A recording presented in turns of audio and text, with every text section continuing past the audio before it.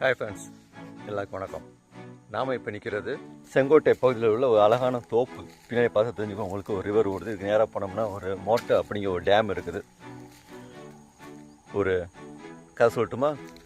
ஒரு ஊரில் ஒரு விதவை இளம்பெண் இருந்தாங்க. அவங்க என்ன பண்ணியிருக்கிறாங்க, ஒரு நாள் ஒரு கடைக்கு போய் சாமான் வாங்கியிருக்கிறாங்க, பொருட்கள் வாங்கிக்கிறாங்க. வாங்கிட்டு வீட்டில் வந்து பார்த்தா அவள் கொடுத்த சில்லறையில் ஒரு 10 ரூபா அதிகமாக இருந்திருக்குது. எப்படி? அவன் கொடுத்து பொருள் வாங்கிட்டு கொடுத்த அந்த சில்லறையில் இந்த கடைக்காரர் தெரியாமல் 10 ரூபா அதிகமாக கொடுத்துட்டாரு. இந்த பார்த்தோன்னே அவங்களுக்கு என்னடா ஐயோ 10 ரூபா அதிகமாக வந்துருச்சு அப்படின்ட்டு மறுபடியும் அவங்க கடைக்கு போயிருக்காங்க. அன்றைக்கி அந்த கடை சாயங்காலம் ஆகி பூட்டிட்டாப்புல. உடனே இந்த அம்மா மறுபடியும் அடுத்த நாள் காலேஜ் வந்துருக்குறாங்க. அப்போ அந்த கடைக்காரர் வரலை. இவங்க என்ன வெயிட் பண்ணியிருக்கிறாங்க.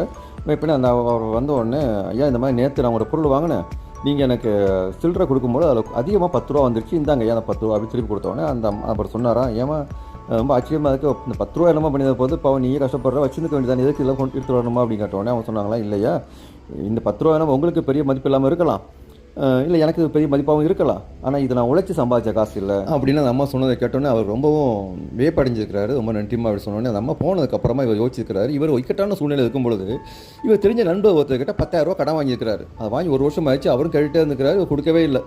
அந்த கடன் கொடுத்தவரும் இக்கட்டான சூழ்நிலை இருந்துக்கிறாரு.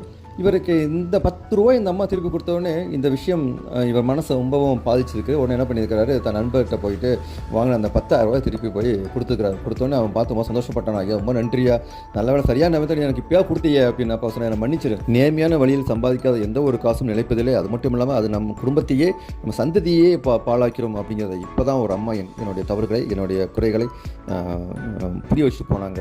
இந்த உன்ட்ட வாங்கின காசு அப்படி சொல்லி கொடுத்துட்டு அவர் போயிருக்காரு. இவர் போனக்கப்புறம் தான் இவர் ஒரு விஷயம் யோசிச்சார், அடடா நம்மகிட்ட ஆறுமுகன்னு ஒருத்தர் வேலை பார்த்தாப்புல, அவர் இறந்து கிட்டத்தட்ட 1.5 வருஷம் ஆயிடுச்சு. அவருக்கு வர வேண்டிய ப்ராஃபிட் ஃபண்டு அவருக்கு நம்ம கொடுக்க வேண்டிய அந்த அமௌண்ட் எல்லாமே நம்ம இன்னும் கொடுக்காமல் இழுத்தடிச்சுட்டு இருக்கிறோமே. சரி, இது எவ்வளோ போய் முட்டாள்தனம். இவன் சொல்லும் போல தெரியுது நம்ம எவ்வளோ தப்பு பண்ணியிருக்கிறோம் அப்படின்ட்டு.